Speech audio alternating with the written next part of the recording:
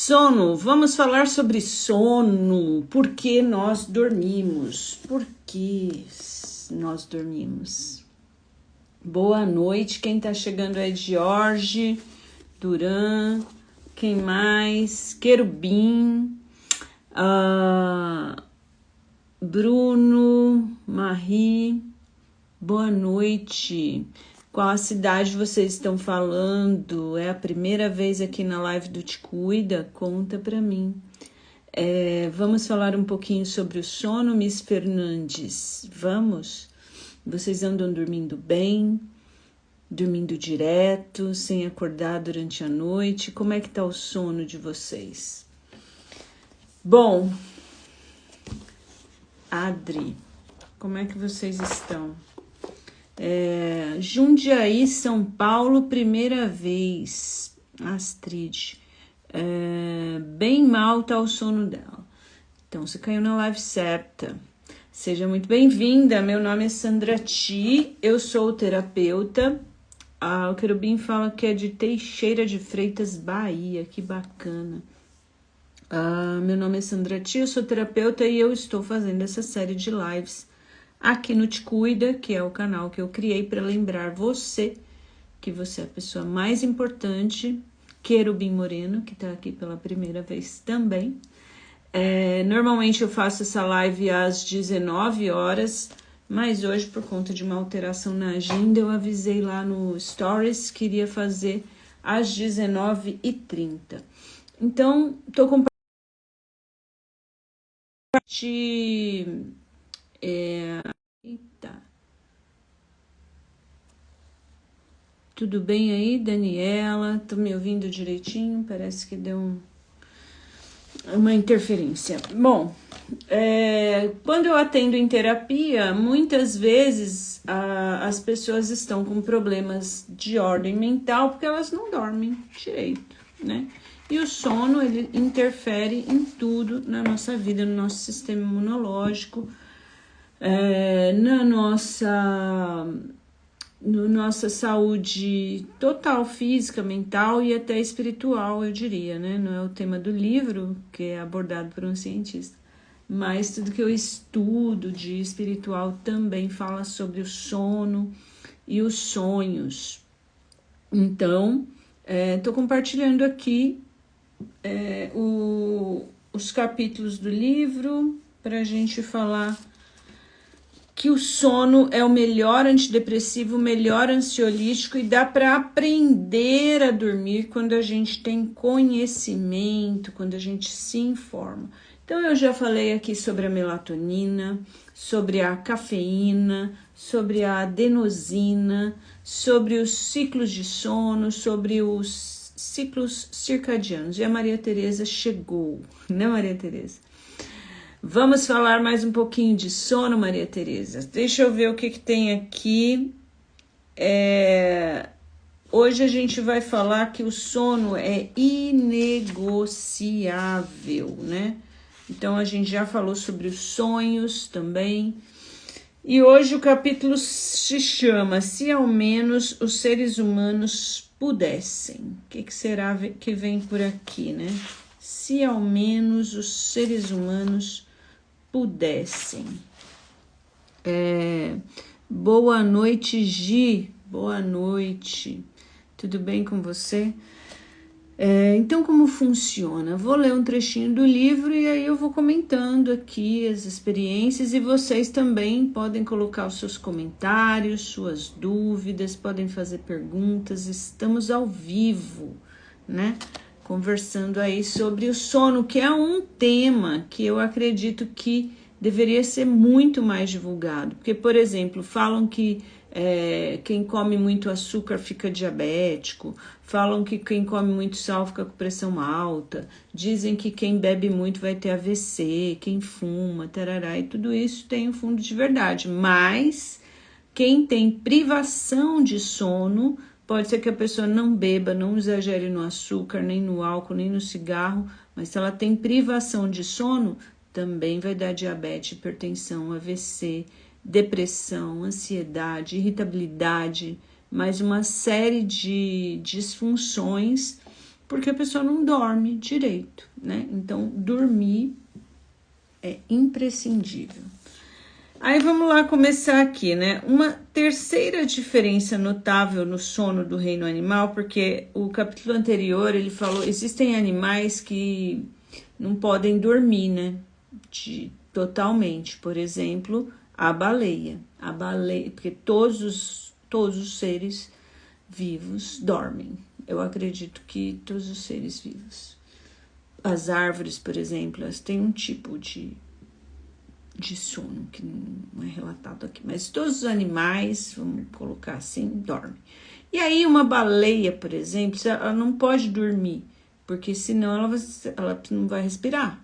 Então o que eles fazem? Como a natureza é incrível, ela dorme com metade do cérebro de um tempo e a metade do cérebro de outro tempo. Isso é uma das curiosidades que teve nesse capítulo anterior, assim, de por como que os outros animais dormem, né? Então, tem ainda uma outra diferença na maneira de dormir. Os cetáceos, como golfinhos e as baleias, por exemplo, seu sono se restringe ao sono não REM,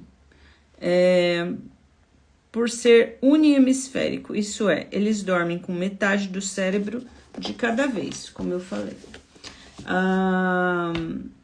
Mesmo com metade do cérebro adormecida, os golfinhos são capazes de realizar impressionante nível de movimentação e até alguma comunicação vocalizada. Porque como a gente sabe que os seres humanos eles têm o sono REM, que é quando a gente sonha. Quando a gente dorme no sono REM, o corpo fica totalmente imobilizado. Menos, obviamente, a respiração, o coração, os órgãos vitais, mas os membros, nada mexe. Por isso que algumas pessoas acordam com dores, porque elas ficam imobilizadas numa posição desconfortável. Mas os golfinhos, não. Mesmo dormindo, eles se movimentam e até vocalizam. A complexa engenharia neural requerida para a execução desse assombroso truque de atividade cerebral, em oposição a luzes acesas, luzes apagadas, é rara. Com certeza, a mãe natureza poderia ter arranjado uma forma de evitar por completo o sono sob a pressão extrema do movimento aquático incessante, 24 horas por dia, 7 dias por semana. Não teria sido mais fácil do que elaborar um complexo sistema de 2 turnos de repouso entre metade do cérebro, permitindo ainda um sistema em funcionamento conjunto em ambos os lados se unem enquanto despertos? Pelo visto, não, né? Então, o que ele está querendo dizer aqui? Se a mãe natureza quisesse, com tanta coisa incrível que ela já fez, né? Ela poderia ter inventado um ser que não dorme. Mas, pelo visto, não, né? A melhor opção é dormir. O sono é uma necessidade tão vital que não importa quais fossem as exigências evolucionárias de um organismo, até mesmo a inflexível necessidade de nadar in perpétuum do nascimento à morte. A mãe natureza não tinha escolha. Dormir com ambos os lados do cérebro ou dormir com apenas um lado e depois trocar, as duas formas são possíveis. O essencial é que se durma. O sono é inegociável. Inegociável, né? E aí, assim, eu não sei qual é a idade aí de vocês que estão assistindo agora, né? Mas quando a gente é mais jovem, a gente negocia o sono, né? A gente passa privação de sono e acha bonito, né? Depois a gente vai entendendo um pouco mais, tal. Mas o ideal é que não haja privação de sono. Os danos são irrecuperáveis, né? Então, dormir aí 8 horas por dia, inegociável. Tem pessoas que falam, mas eu tenho uma reunião, eu tenho uma festa, eu tenho não sei o que, eu tenho uma vida, né, meu bem, para cuidar. Então, Uma metade do cérebro e o olho correspondente do lado oposto permanecem acordados, mantendo em vigília contra ameaças. Quem é esse aqui? Igualmente, quando uma ave está sozinha, ela consegue dormir com uma parte do cérebro e ficar com o outro olho acordado. Sabe aquele outro olho no peixe? Faz sentido. Que interessante saber, as árvores também dormem. Pesquisas foram feitas e sem luz, galhos ficam caídos à noite. Eu lembro que a gente aqui no livro mesmo falou que eles fizeram um experimento com plantas, né? E as plantas têm ciclo circadiano também. Mas enfim, como eu não sou especialista no assunto, não sou bióloga, né? Não quero falar nenhuma bobagem aqui, tô falando sobre esse assunto que eu estudei aqui neste livro, né? E a minha intenção em trazer esse assunto aqui como terapeuta é lembrar vocês quão imprescindível é dormir. Então, a pessoa às vezes vem para terapia, tá passando lá uma certa estresse e tal, precisa ver se a pessoa tá dormindo. Se ela não estiver dormindo, primeiro precisa pôr o sono em dia, né? Aí ele continua, né? As coisas ficam ainda mais interessantes quando as aves estão em grupos. Em algumas espécies, muitos membros de um bando dormem com duas metades do cérebro ao mesmo tempo. Então, como ele se mantém salvo de ameaças? A resposta é engenhosa. O bando primeiro se alinha numa fileira, com exceção das aves em cada extremidade. O restante do grupo permanece que duas metades do cérebro se entregue ao sono, já que estão na extrema esquerda e extrema direita. Quem está na extrema esquerda e na extrema direita não tem a mesma sorte, entram em sono profundo com apenas metade do cérebro. Então, eles se enfileiram para dormir e quem fica na ponta só dorme com metade do cérebro. Porque ele vai ficar com um olho aberto. Com isso, eles dispõem de detecção panorâmica completa para todo o grupo, maximizando o número total de metade do cérebro que pode dormir. Em algum momento, dois guardas das pontas vão levantar, girar 180 graus e se sentar de novo, permitindo que o outro lado do cérebro entre em sono profundo. Olha a engenhosidade dos passarinhos. Então, não nós, meros seres humanos, e um número seleto de outros mamíferos terrestres, permanecemos menos hábeis. Somos incapazes de tomar medicamentos de sono não REM em uma dose para metade do cérebro. Ou será que não somos, né? Então, quanto mais noites uma pessoa dorme no novo local, mais semelhante o sono é a cada metade do cérebro. Esse talvez seja um dos motivos pelo qual tantos de nós dormimos tão mal na primeira noite num quarto de hotel. Então, o local que a gente dorme, né, vamos lá. 2 artigos publicados recentemente sugerem que os seres humanos têm uma versão suave do sono unihemisférico. Uma que foi descoberta por motivos similares. Quando o indivíduo está dormindo em casa, são aproximadamente iguais as profundidades elétricas das ondas lentas do não REM, das duas metades dos cérebros. Mas, quando levado para um laboratório do sono ou para um hotel, ambos não familiares, uma metade do cérebro dorme um pouco mais levemente que a outra. Entende? Quando a gente fala que não gosta de dormir fora de casa, olha só, cientificamente comprovado. Quando a gente dorme fora de casa, metade do nosso cérebro vai ter um sono mais leve do que o outro, porque o corpo entende que está num ambiente desconhecido e precisa de mais atenção. Devo salientar que o sono REM é estranhamente imune a ser dividido entre os dois lados, não importa de que animal se trate. Então, mas quando a gente sonha, aí neste momento, nesses picos de sono REM, aí vai ficar os dois partes do cérebro igual.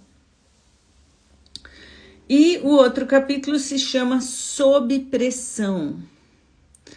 A quarta e última diferença do sono do reino animal é a força como os padrões de sono podem ser diminuídos sob circunstâncias raras, muito especiais, algo que o governo dos Estados Unidos vê como um assunto de segurança nacional.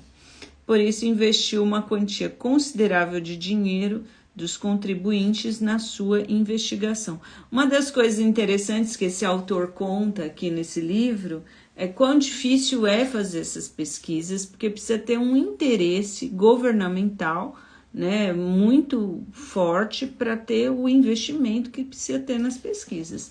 Então, algumas coisas são descobertas porque, como aqui nesse caso, o governo dos Estados Unidos tinha interesse nessa informação, né? Ele fala, coloque um organismo sob condição de fome severa e busca de alimento e isso suplantará o sono. Indivíduos jejuando deliberadamente dormirão menos porque o cérebro é induzido a pensar que o alimento de repente se tornou escasso. Então, entende? Às vezes, olha isso, né? Então, vou até anotar aqui uma coisa, jejum. Quando a pessoa faz esses jejuns intermitentes que estão ultimamente na moda, né? Umas vertentes dizem que tem que jejuar, outras dizem que não tem.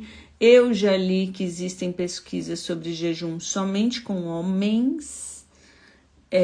E aí as mulheres funcionam de uma maneira diferente.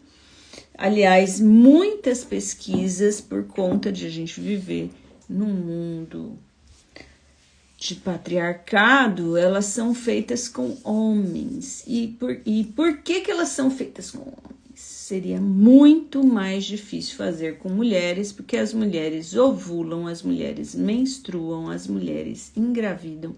E aí são muitos fatores de controle que atrapalhariam ou encareceriam as pesquisas. Alguém já tinha pensado sobre isso aqui nesta live, né? E aí a gente pode estar seguindo aí umas pesquisas científicas que talvez não sirvam para nós, né? O jejum é uma delas, que eu já ouvi falar. Mas a gente ouve falar tanta coisa, né? Então, que eu gostaria de despertar, que é o interesse, fator crítico, e procurar buscar saber mais sobre isso, se isso é um assunto do seu interesse. Eu, por exemplo, não faço jejum, então tá tudo bem para mim. Outro exemplo raro é a privação do sono conjunto que ocorre em baleias, orcas, fêmeas e seus filhotes recém-nascidos. Essa espécie dá à luz um único filhote a cada 3 a 8 anos. O parto costuma ocorrer longe dos outros membros da baleia, o que deixa o recém-nascido super vulnerável durante as primeiras semanas de vida, sobretudo durante o retorno ao grupo, enquanto nada ao lado da mãe. Até 50% de todos os novos filhotes morrem durante essa viagem de volta. Ela é tão perigosa que nem a mãe, nem o filhote dormem enquanto estão em trânsito. Então, essa pesquisa foi feita, né, numa situação super rara de observar uma baleia, né? Segundo os cientistas, nenhum par observado apresentou sinal de sono robusto no percurso. Isso é especialmente surpreendente no caso do filhote, que em todas as espécies vivas a demanda e o consumo mais elevado de sono ocorre nas primeiras semanas de vida, como uma mãe ou um pai recente lhe dirão. O perigo notório da viagem longa distância no oceano é tamanha que as baleias bebês invertem uma tendência ao sono, que é o outro modo ao sono, que de outro modo é universal. Contudo, mais incrível proeza de privação deliberada de sono permanece às aves durante a migração transoceânica. No decorrer dessa corrida impelida pelo clima através de milhares de quilômetros, bandos inteiros voam por mais horas do que o habitual.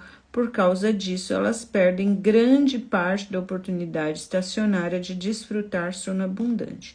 Entretanto, mesmo nesse caso, o cérebro encontra uma forma engenhosa de obter sono. Durante o voo, as aves migratórias gozam de brevíssimos intervalos de sono que duram apenas segundos.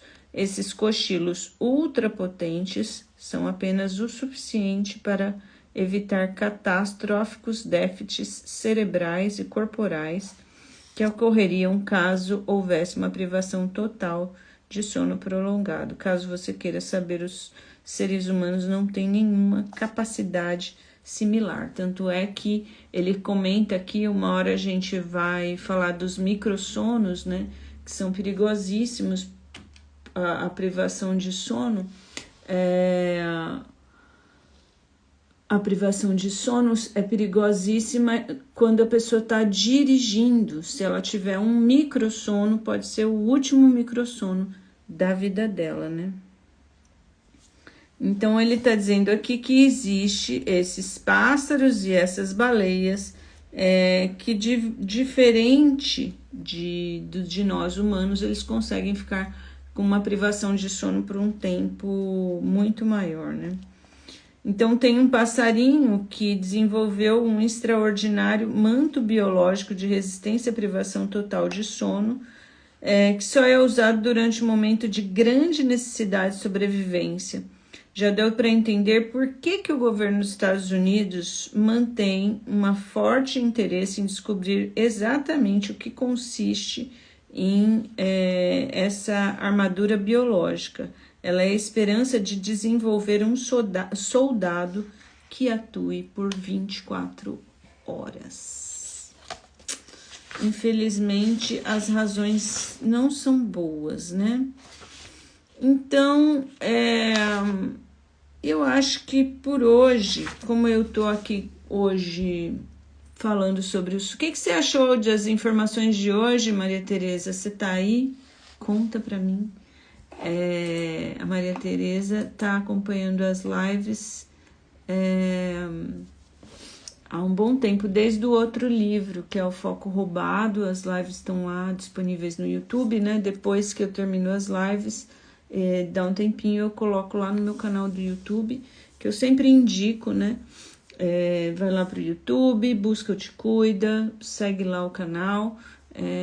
Eu acho mais efetivo deixar guardado as lives lá, tá bom? Então, acho que hoje eu vou falar sobre esses dois assuntos, né? Que o sono, a Maria Tereza colocou, adorei, ainda estou a pensar sobre tudo isso. Então, o sono é inegociável para o ser humano, né? Foi o que a gente falou aqui hoje. O sono é inegociável. Existem animais que, sob pressão, eles não dormem. A Tânia colocou, bem interessante, parabéns. Urdir. Essa palavra eu não conheço, Maria Tereza. Vamos aprender uma palavra do português de Portugal hoje. Urdir. É isso? Urdir.